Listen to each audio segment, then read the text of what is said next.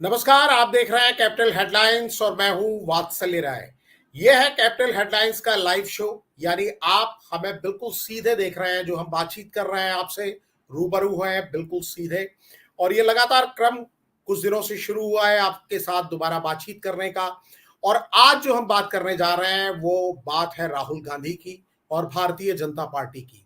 सवाल है कि राहुल गांधी के खिलाफ भारतीय जनता पार्टी यानी बीजेपी की रणनीति कितनी सही है। भारतीय जनता पार्टी की राहुल गांधी के खिलाफ क्या कोई रणनीति है? अगर है तो वो क्या है, इसकी हमें जानकारी नहीं है। लेकिन जो घोषित तौर पर सामने नजर आती है, भारतीय जनता पार्टी के नेता जिस तरह से राहुल गांधी के बारे में बात करते हैं, जिस तरह से उनकी कई बातों पर सवाल उठाते हैं या उन्हें लेकर सवाल उठाते हैं, उसी से समझा जाता है कि भारतीय जनता पार्टी की शायद कोई रणनीति, राहुल गांधी जो कांग्रेस के नेता हैं, लोकसभा में लीडर ऑफ अपोजिशन है, विपक्ष के नेता हैं, उनको लेकर कैसी रणनीति है, क्या रणनीति है, कितनी सही है, कितनी गलत है, इस पर हम चर्चा करें। उससे पहले मैं आप सभी का, सभी देखने वालों का बहुत बहुत आभार व्यक्त करना चाहता हूं, धन्यवाद कहना चाहता हूं आप सभी को, जितने कम समय में कैपिटल हेडलाइंस को आप समर्थन दे रहे हैं, सहयोग कर रहे हैं, हमारे वीडियोस को शेयर कर रहे हैं, हमारे साथ लाइव कार्यक्रम में जुड़ रहे हैं। बल्कि मैं कल रात का ही आपको बताना चाहूंगा कि क्रिकेट का एक शो हमने अचानक किया भारतीय टीम के जीतने के बाद, और जितनी बड़ी संख्या में हमें देखने वाले उस समय जुड़े, उसने बिल्कुल हमारा हौसला बुलंद कर दिया। मैं निवेदन करूंगा कि आप लोग इसी तरह हमारा समर्थन करते रहें। हालांकि जो हमारे वीडियोस लोग देख रहे हैं उसमें से सिर्फ 2% लोग ही उन्होंने ही हमें सब्सक्राइब किया है, लेकिन फिर भी ये संख्या भी हमारा हौसला बढ़ाने के लिए काफी ज्यादा है। और मैं ये निवेदन एक और आपसे करना चाहता हूं कि आप हमारा मार्गदर्शन भी करते रहें, क्योंकि आपके दम पर ही हम हैं। आप ही हमारी सबसे बड़ी ताकत है। जब आप हमें देखते हैं, सुझाव देते हैं, बताते हैं किन मुद्दों पर हमें बात करनी चाहिए, किन मुद्दों पर हमें चर्चा करनी चाहिए, तो उस समय उससे हमें एक दिशा भी मिलती है, एक हौसला भी मिलता है। तो अपना ये साथ, ये समर्थन कैपिटल हेडलाइंस के साथ आप बिल्कुल बनाए रखिए। अब मैं लौटता हूं उसी मुद्दे पर जिस पर आज हम चर्चा करने जा रहे हैं कि राहुल गांधी को लेकर जो भारतीय जनता पार्टी की रणनीति है वो कितनी सही है। और इस चर्चा में हिस्सा मेरे साथ ले रहे हैं हमारे जाने माने एक्सपर्ट, जो पॉलिटिकल एक्सपर्ट है, डॉक्टर सत्येंद्र कुमार। स्वागत है डॉक्टर साहब आपका। धन्यवाद। डॉक्टर साहब बोलेंगे तभी जब मैं सवाल पूछूंगा, उससे पहले ये केवल हाथ से ही इशारा करके नमस्कार करते हैं। और ये इनका अपना एक अंदाज भी है, मुस्कुराते हैं, बड़ी अच्छी इनके चेहरे पर हमेशा आप मुस्कुराहट देखेंगे। और अगर हम मुस्कुराहट की बात करें तो राजनीति में भी बहुत सारे लोग मुस्कुराहट, लोगों को मुस्कुराते हुए चेहरे देखना चाहते हैं। खासतौर पर भारतीय जनता पार्टी एक ऐसी पार्टी रही है जहां अटल बिहारी वाजपेयी जैसे प्रखर वक्ता, धुरंधर नेता हुआ करते थे, जो अपने नाम का भी कई बार इस अंदाज में वो अपना नाम बताते थे। वो कहते थे कि मैं अटल भी हूं और बिहारी भी हूं। मतलब वो अपने ऊपर भी तंज करने का या एक मजाकिया अंदाज में चुटकी लेने का मौका नहीं गंवाते थे। इसी तरह आप याद करेंगे सुषमा स्वराज, जो बहुत प्रखर वक्ता किसी जमाने में थी, भारतीय जनता पार्टी की बड़ी नेता थी। मुझे याद आता है सुखराम साहब का, जो दूरसंचार मंत्री थे, कई आरोपों में घिरे, पहले कांग्रेस के नेता थे, बाद में वो भारतीय जनता पार्टी के साथ उनका गठबंधन हुआ, हिमाचल के थे। तो सवाल हुआ कि जिस नेता के खिलाफ आपने इतनी बुलंदी से आवाज उठाई, उनके भ्रष्टाचार को लेकर उन्हें घेरा, सुखराम को, उन्हें आज आप अपने साथ ले आए हैं। तो सुषमा स्वराज जी का जो जवाब था वो याद आज की तारीख में भी आता है। वो जवाब था कि जब तक वो सुखराम थे उधर थे, जब वो सूखाराम हो गए तो हमारी तरफ आ गए। तो इस तरह के नेता हमें याद आते हैं। नेता आज भी बहुत अच्छे बोलने वाले हैं भारतीय जनता पार्टी में, लेकिन जिस तरह का उनका रुख आजकल संसद के अंदर और संसद के बाहर दिखता है, खासतौर पर कांग्रेस नेता राहुल गांधी को लेकर, हमेशा उनकी त्योरियां थोड़ी चढ़ी रहती हैं, या बात भी करते हैं तो तंज के अंदाज में करते हैं। ये क्या रणनीति है, क्या किसी रणनीति का हिस्सा है? डॉक्टर सत्येंद्र कुमार से भी हम समझेंगे, जो कांग्रेस के सिंपैथाइजर हैं आज की तारीख में, पहले भारतीय जनता पार्टी में भी रह चुके हैं। भारतीय जनता पार्टी के कई बड़े नेता, खासतौर पर बिहार बीजेपी के कई बड़े नेता इनके दोस्त हैं, इनकी अच्छी बातचीत होती है, चर्चा होती है, और अंदर की खबर इनको मालूम रहती है। उससे पहले मैं आपको ये बता देना चाहता हूं कि ये जो मुद्दा है, क्या भारतीय जनता पार्टी की जो राहुल गांधी को लेकर नीति है, रणनीति है, वो सही है। सही इस दिशा में पूछा जा रहा है क्योंकि कांग्रेस पार्टी लगातार आरोप लगाती रही है कि भारतीय जनता पार्टी ने एक लंबे समय से राहुल गांधी की छवि को बिगाड़ने के लिए काफी समय, पैसा और अपने नेताओं को लगाया है। तो एक इस तरह की एक इमेज कांग्रेस की तरफ से बिल्ड की गई है। लेकिन आज राहुल गांधी वो नेता नहीं है जिन्होंने 2004 में अपनी राजनीति शुरू की थी। 2004 में वो पहली बार अमेठी से सांसद चुने गए थे। आज वो रायबरेली से सांसद है, 5वीं बार के सांसद हैं, लगातार 5 बार वो जीत कर पहुंचे हैं और आज उनके कंधे पर एक बड़ी जिम्मेदारी भी है। वो लीडर ऑफ अपोजिशन है, लोकसभा में विपक्ष के नेता हैं। लेकिन जब से लोकसभा चुनाव के नतीजे आए हैं, लोकसभा के अगर हम सेशन की ही बात करें, जब पहली स्पीच दे रहे थे वो माफ कीजिएगा, दूसरी स्पीच जब वो दे रहे थे, राष्ट्रपति के अभिभाषण प्रस्ताव पर, धन्यवाद प्रस्ताव पर जो चर्चा हो रही थी, तो जब राहुल गांधी बोल रहे थे, उनके तथ्यों को लेकर, बोलने के अंदाज को लेकर प्रधानमंत्री समेत 6 मंत्रियों ने उनको रोका टोका। उसकी वजह से जो रोका टोका गया, बल्कि प्रधानमंत्री ने तो ये भी बीच में दूसरी बार जब प्रधानमंत्री खड़े हुए उनके भाषण के बीच, तो उन्होंने ये भी कहा कि संविधान और लोकतंत्र उन्हें सिखाता है कि उन्हें विपक्ष के नेता को यानी लीडर ऑफ अपोजिशन को गंभीरता से लेना चाहिए। तो कहीं ना कहीं एक तरीके का ये आरोप था कि लीडर ऑफ अपोजिशन में उन्हें वो गंभीरता नजर नहीं आती प्रधानमंत्री को। भारतीय जनता पार्टी के बाकी नेता भी कमोबेश इसी तरह की बात करने का प्रयास करते हैं। वो कहें चाहे जो भी, लेकिन जो उसकी मैसेजिंग आती है, जो बात बाहर आती है, वो यही आती है कि वो ज्यादा गंभीरता से नहीं लेते हैं कांग्रेस के नेता राहुल गांधी को, जो लीडर ऑफ अपोजिशन भी है। आज उनकी पार्टी के 99 सांसद लोकसभा में है, उनके समेत।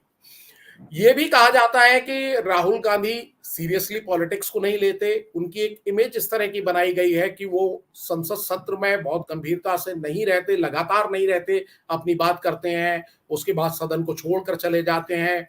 वो लगातार देश में नहीं रहते, किसी भी एक छोटे मिशन के बाद वो विदेश यात्रा पर चले जाते हैं। लेकिन इस बार ये देखने में आ रहा है कि राहुल गांधी अपनी इमेज को कुछ बदलने की कोशिश में है। लेकिन जिस तरह से लोकसभा के अंदर और लोकसभा के बाहर भारतीय जनता पार्टी के नेता उन पर सीधा हमला कर रहे हैं, जैसा मैंने स्पीच की बात की थी, जब राष्ट्रपति महोदया के अभिभाषण प्रस्ताव पर चर्चा हो रही थी और उसके बाद जब प्रधानमंत्री बोलने के लिए खड़े हुए, तो प्रधानमंत्री ने अपने भाषण का एक बड़ा हिस्सा, लगभग 1 घंटे तक वो राहुल गांधी को लगातार निशाने पर लिए रहे। उन्हें बाल बुद्धि कहा, इशारे में, नाम उनका नहीं लिया लेकिन बाल बुद्धि कहा। और उसके बाद बात चलते चलते वो कल के दिन तक आई जब अनुराग सिंह ठाकुर, जो भारतीय जनता पार्टी के सीनियर नेता हैं, केंद्र में मंत्री भी रह चुके हैं, इस बार वो मंत्रिमंडल में नहीं है, उन्होंने राहुल गांधी पर लगातार निशाना साधा। शशि थरूर की एक किताब को लेकर उन्होंने चर्चा शुरू की, जहां महाभारत के प्रसंगों की वो बात करते हुए आए। उन्होंने जवाहरलाल नेहरू से लेकर प्रियंका गांधी तक सबकी बात की, लेकिन एक ऐसी बात उन्होंने जाति जनगणना के मुद्दे पर कही जिसे सीधा हमला माना गया राहुल गांधी पर। और ये भी माना गया, हालांकि अनुराग सिंह ठाकुर ने यह कहा कि उन्होंने किसी का नाम नहीं लिया है, लेकिन बहुत से लोगों ने सीधा माना कि उनका इशारा राहुल गांधी की तरफ ही था। उसके बाद आज ये माना जा रहा था कि कई बार पार्टियां कोर्स करेक्शन करती हैं, शायद लगे कि ये मैसेज उस तरह से नहीं गया, सीधा मैसेज नहीं गया, तो ये पार्टियां कोर्स करेक्शन करें। लेकिन आज भी भारतीय जनता पार्टी के नेताओं के रुख में कोई नरमी नजर नहीं आई। किरण रिजिजू संसद के अंदर, गिरिराज सिंह, संबित पात्रा संसद के बाहर राहुल गांधी को लगातार निशाने पर लेते रहे। और कई राजनीतिक विश्लेषकों की इस बार ये राय है कि लगातार आक्रामक रुख रखना राहुल गांधी के प्रति भारतीय जनता पार्टी को कहीं ना कहीं नुकसान दे सकता है। और इसी बात पर चर्चा करने के लिए हमारे साथ डॉक्टर सत्येंद्र कुमार हैं। तो डॉक्टर सत्येंद्र कुमार, मैंने थोड़ी भूमिका बताई, हो सकता है थोड़ा विस्तार हो गया हो, लेकिन ये भूमिका रखनी भी जरूरी थी जिससे मुद्दा समझ में आए लोगों को। आप क्या कहेंगे, आप किस तरह से इस पूरे घटनाक्रम को देखते हैं? देखिए वात्सल जी, राहुल गांधी जी बड़े ही मैन्युअली एक्सपेरिमेंट करके पब्लिक के बीच में किसी भी इशू पर, वो कोविड काल का हो या बजट से रिलेटेड हो, किसी वर्ग से वो मिलते हैं, उनसे समझते हैं, इसके बाद बात रख रहे हैं। ये राहुल गांधी में समझ धीरे धीरे बढ़ रही है। दूसरी तरफ जो सरकार है, मैं कहूंगा सरकार है, एक वेस्टेड इंटरेस्ट के तहत सरकार को जो बात रखनी चाहिए वो रख नहीं रही है पार्लियामेंट में। उनका एक मकसद है,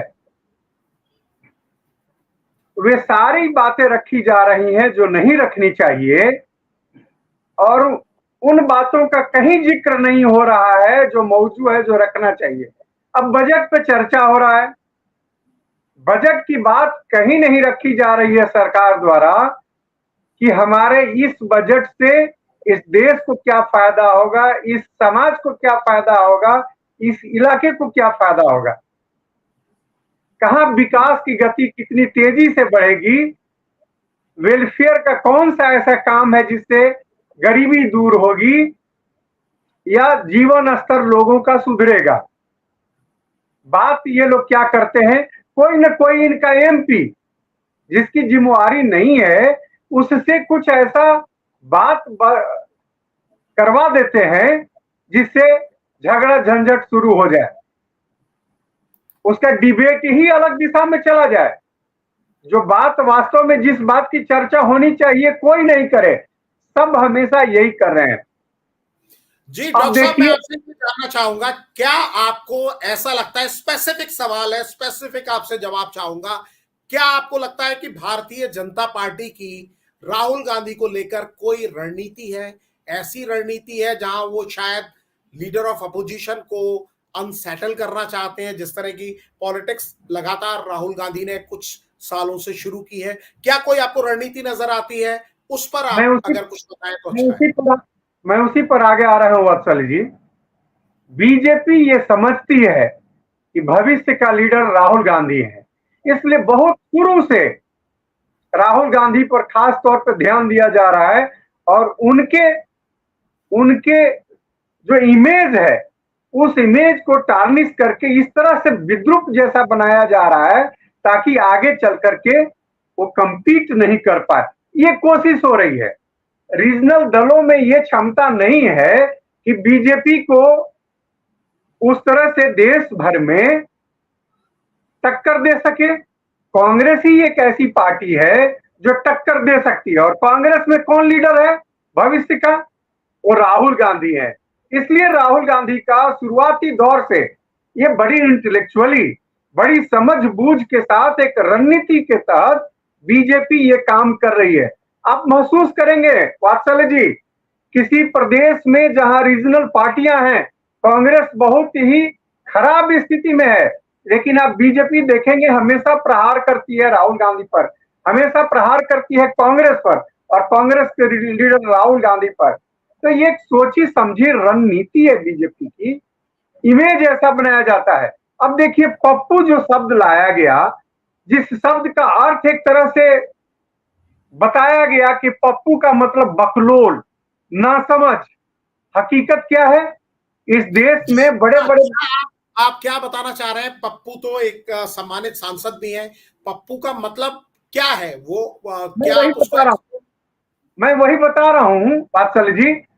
इस देश में करोड़ों लोग अपने बच्चे का नाम पप्पू रखे हुए हैं, और इसलिए नहीं रखे हुए हैं पप्पू कि इनका बेटा बकलोल है, बेवकूफ है, बल्कि इसलिए रखे हुए हैं नाम, बचपन में बड़ी प्यारा था इसलिए नाम उसका पप्पू रखा गया।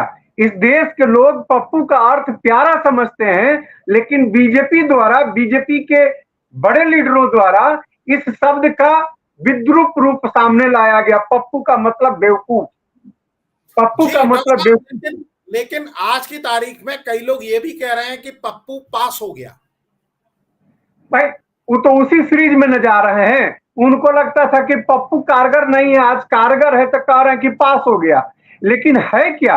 पप्पू शब्द का अर्थ प्यारा होता है, उसको आपने एकदम अजीब बना दिया। आप बड़े बड़े पदों पर हैं इसलिए लोग आपकी बात मान रहे। जैसे एक वत्सल जी, दिव्य का अर्थ क्या होता है? दिव्य का अर्थ होता है सुडौल, सुंदर, भव्य। आपने शब्द क्या बनाया? दिव्यांग। जिसका अंग भंग है, टेढ़ा है, विद्रूप है रूप, उसका आपने दे दिया दिव्य। तो जो सुंदर होगा, सुडौल होगा, उसको आप क्या बताएंगे? यहाँ हिंदी के जो जानकार हैं, इस देश के विद्वान, जो शब्दों के जानकार हैं, व्याकरण के जानकार हैं, अगर एक सामान्य आदमी कहता तो उसका मुंह नोच लेते लोग, लेकिन इसको मान लिया लोगों ने, देश भर के लोगों ने मान लिया और वही मान के चल रहे हैं। तो ये तो बिगाड़ा जा रहा है, ये चीजों को बिगाड़ा जा रहा है बड़े जगहों पर रह करके, और जिनकी फॉलोइंग है देश में बड़ी बड़ी, उन लोगों के माध्यम से। और यही हो रहा है राहुल गांधी जी के साथ, यही राहुल गांधी जी के साथ हो रहा है, ताकि डॉक्टर साहब इमेज खराब हो। जी मैं समझना चाहूंगा। कांग्रेस। जी, आप कुछ कह रहे हैं, आप अपनी बात पूरी कीजिएगा डॉक्टर साहब, लेकिन मैं आपसे समझना चाहूंगा कि राहुल गांधी के पहले वाकई जो भारतीय जनता पार्टी ने किसी समय जो नेता आरोप लगाते हैं, उसमें बहुत से लोगों को, कांग्रेस पार्टी के लोगों को भी कई बार सच्चाई नजर आती थी। जब वो लगातार पार्लियामेंट में नहीं आते थे, ये भी आरोप लगाए जाते थे, कांग्रेस के नेताओं के जरिए ही आरोप लगाए जाते थे कि वो अपने वर्कर्स से नहीं मिलते। लेकिन आज शायद उन्होंने अपनी इमेज बदलने की एक कोशिश की है। ये रणनीति का हिस्सा है, या जिसे भारतीय जनता पार्टी के लोग कहते हैं कि बार बार उनको लॉन्च करने का प्रयास किया जा रहा है। तो अगर वो लॉन्च करने का प्रयास भी है, तो इस बार शायद लॉन्चिंग बेहतर तरीके से हो रही है, जहां पर वो एड्रेस कर रहे हैं समाज के उस वर्ग को जिसके पास संसाधन कम है। वो किसी दिन ना किसी शू मेकर के पास चले जाते हैं, कभी कुलियों के बीच में, कभी ड्राइवरों के बीच में, कभी ट्रक ड्राइवरों के बीच में, कभी किसी खेत में वो नजर आते हैं। लंबे समय से वो इस तरह से करते हुए दिख रहे हैं। तो क्या एक ऐसे समय में, और कई सर्वे भी आ रहे हैं जिसमें एक सीएसडीएस का तो बड़ा चर्चित सर्वे है जो लोकसभा चुनाव नतीजों के बाद आया और यूपी में उसको सर्वे कराया गया, जहां राहुल गांधी की पॉपुलैरिटी प्रधानमंत्री नरेंद्र मोदी से भी ज्यादा बताई गई उत्तर प्रदेश के अंदर। तो एक ऐसे समय में राहुल गांधी को लगातार निशाने पर रखना, क्या ये भारतीय जनता पार्टी के लिए एक अच्छी रणनीति है? इसका क्या भारतीय जनता पार्टी को फायदा मिल सकता है? क्योंकि आज समर्थकों की संख्या राहुल गांधी के भी काफी बढ़ गई है। वात्सल जी, जो मिलना था फायदा भारतीय जनता पार्टी को मिल गया। आज के डेट में इन कारणों से उन्हें घाटा हुआ हो रहा है। मैं 2 घंटा पहले कुछ लोगों के पास बैठा हुआ था, और वैसे लोगों के पास बैठा हुआ था जो घोर समर्थक थे आदरणीय मोदी जी के। लेकिन वो क्या कह रहे थे कि भाई ये तो बहुत गलत है, नाली से गैस नहीं निकलता है, और थाली ताली बजाने से रोग का इलाज नहीं होता है, और राहुल गांधी जो कह रहे हैं लगातार वो सही कह रहे हैं, ये गलत बोल रहे हैं, ये ठग रहे हैं। मैं ये वो नहीं जो राहुल गांधी के समर्थक हैं, जो आदरणीय मोदी जी के कल तक समर्थक थे, वे कह रहे थे कि भाई कोई चीज का सीमा होता है, ऐसे नहीं चलेगा, इस तरह से करने से नहीं चलेगा। आप जो सही बात है पार्लियामेंट के पटल पे सही बात रखिए, पब्लिक के बीच में सही बात रखिए। केवल दूसरे किसी का परिवार का 60 साल पहले जो चला गया दुनिया से, उसको सामने रखने से कुछ देश का होने वाला नहीं है। आप जिस जगह पर हैं, जिम्मेवारी वाले जगह पर हैं, अपनी बात रखिए कि आप देश के लिए क्या कर रहे हैं। ये सवाल लोग कर रहे हैं, पूछ रहे हैं। मैंने पूछा भी उन लोगों से, 2 घंटा पहले की बात बता रहा हूं मैं वात्सल जी, कि भाई आप तो मोदी जी के समर्थक है, ऐसे क्यों कर रहे हैं? तो कहें कि हम आंख मूंद कर थोड़ी समर्थक है, हमको दिखाई दे रहा है। कोई सीमा होता नहीं देखने का, केवल लगातार झूठ देखते रहे हैं। ये बात है धीरे धीरे आम पब्लिक के बीच में, जिनको कोई पार्टी से मतलब नहीं है, जिनको किसी पार्टी से मतलब नहीं है, और वो कह रहे हैं कि नहीं राहुल गांधी दिख रहे हैं, बातों को रख रहे हैं, आम जनता की आवाज बन करके उभर रहे हैं, और राहुल गांधी जो लोग बताते थे सो नहीं है। ये बात हो रही है। एक और चीज यहां समझना चाहूंगा। प्रधानमंत्री नरेंद्र मोदी ने कुछ समय पहले ये कहा कि कांग्रेस पार्टी परिजीवी है। परिजीवी यानी अपने सहयोगियों के दम पर वो आगे बढ़ रही है, जहां पर भी उसको सीटें मिली हैं। और राहुल गांधी का जो आउटरीच है वो भी उन इलाकों में बढ़ा रहे हैं। वो चाहे आप उनको अल्पसंख्यक यानी मुसलमान वोटों को कहें, आज कांग्रेस के पीछे ज्यादा संख्या में मुसलमान एकजुट नजर आते हैं। दूसरा वो दलितों के बीच में भी अपनी आउटरीच बढ़ा रहे हैं, पिछड़ों के बीच में अपनी आउटरीच बढ़ा रहे हैं। तो इससे कहीं ना कहीं उन पार्टियों को भविष्य में घाटा हो सकता है जो आज राहुल गांधी के साथ खड़ी हैं, चाहे वो समाजवादी पार्टी हो या राष्ट्रीय जनता दल बिहार में हो या बाकी इस तरह के कई दल हो। आम आदमी पार्टी तो चुनाव खत्म होते ही तुरंत कांग्रेस से अलग हो गई। तो ऐसे मौके पर जितना भारतीय जनता पार्टी कहीं ना कहीं राहुल गांधी पर हमला कर रही है, बाकी पार्टी उनके साथ जुड़ रही है, तो इसका भी कहीं ना कहीं कांग्रेस को फायदा मिल रहा है। क्या आपको ऐसा लगता है? आम पब्लिक कांग्रेस के साथ जुड़ रही है वात्सल जी। और एक बात मैं और आपको बताऊं, बीजेपी में 40% 60% के 40 to 60% लगभग कांग्रेस के समर्थक आज वहां पर हैं। न सिर्फ समर्थक बल्कि कार्यकर्ता, नेता भी बीजेपी में आज हैं और अच्छे अच्छे जगहों पर हैं। और बीजेपी उनसे क्या कहवाते रही? 70 साल से कांग्रेस केवल चोरी कर रहा है। जिनके दादाजी कांग्रेसी थे, जिनके पिताजी कांग्रेसी थे, उन लड़कों से, उन लोगों से अपने दादा, अपने पिताजी को चोर कहवा रहे हैं ये, जबकि हकीकत ये नहीं है। हकीकत आज के डेट में गांव देहात में सब जगह तुलना कीजिए कांग्रेस वर्कर और बीजेपी के वर्कर के बीच में, तो उल्टा है। कहीं पर ये भ्रष्टाचार किसी ऑफिस में कम नहीं हुआ है, बल्कि ज्यादा और बढ़ा है। मेरा जो सवाल था कि भारतीय जनता पार्टी अपना पूरा फोकस राहुल गांधी पर करने की बजाय जो गठबंधन है जिसे वो इंडिया अलायंस कहते हैं और कांग्रेस और बाकी दल उसको इंडिया अलायंस कहते हैं, उनकी दरारों को अगर उभारने की कोशिश करते जो राजनीति में होना चाहिए कायदे से, पूरा फोकस राहुल गांधी पर रखने की बजाय, तो क्या एक बेहतर रणनीति बीजेपी के लिहाज से होती? क्योंकि आप जिसकी बात करते हैं, व्यक्तिगत हमले करते हैं, जैसे घाटा कांग्रेस के नेताओं ने भी झेला जब प्रधानमंत्री नरेंद्र मोदी पर सीधे और व्यक्तिगत हमले किए, तो उसका फायदा कहीं ना कहीं भारतीय जनता पार्टी और प्रधानमंत्री नरेंद्र मोदी को लंबे समय तक मिला। क्या आज वो स्थिति कहीं ना कहीं राहुल गांधी के मामले में भी है? आज के डेट में वात्सल जी, बीजेपी को तभी फायदा होगा जब जिम्मेवारी वाले जगह पे सरकार में है वो, और वो अपनी बात को जनता के बीच में रखे कि कैसे जनता की जीवन शैली को रिच कर रहे हैं, मजबूत कर रहे हैं, वेलफेयर का कौन सा बढ़िया काम कर रहे हैं। दूसरे किसी पर केवल प्रहार कर, एक सीमा होता है कि कितने दिनों तक कीजिएगा एक ही बात, वो अब नहीं चल रहा है।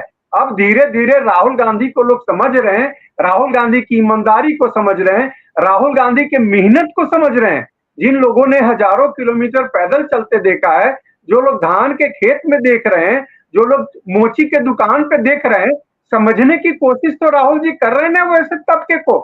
तो ये झूठा साबित हो रही है बीजेपी, और उससे बीजेपी को फायदा नहीं हो रहा है। और यही कारण है कि चूंकि कांग्रेस का जनाधार बढ़ रहा है, लोगों का विश्वास कांग्रेस के प्रति बढ़ रहा है, कांग्रेस के नेतृत्व के प्रति बढ़ रहा है, तो जो साथी दल हैं वो भी कांग्रेस के साथ मजबूती से जुड़ रहे हैं, क्योंकि उन्हें लगता है कि अगर हम अलग, थोड़ा कांग्रेस प्रेम झलक रहा है फिलहाल जो आपके जवाब है, लेकिन अपनी जगह ये बात भी ठीक है। आपने जो बात रखा, ये एक चर्चा हमने की, आप लोगों को ये चर्चा कैसी लगी अगर आप कमेंट करके बताएंगे तो हमें बड़ा अच्छा लगेगा। इस चर्चा को देखने के लिए आप सभी का बहुत बहुत आभार। डॉक्टर साहब आपका भी बहुत शुक्रिया। कल फिर हम एक नए विषय पर जुड़ेंगे। सादर नमस्कार। नमस्कार।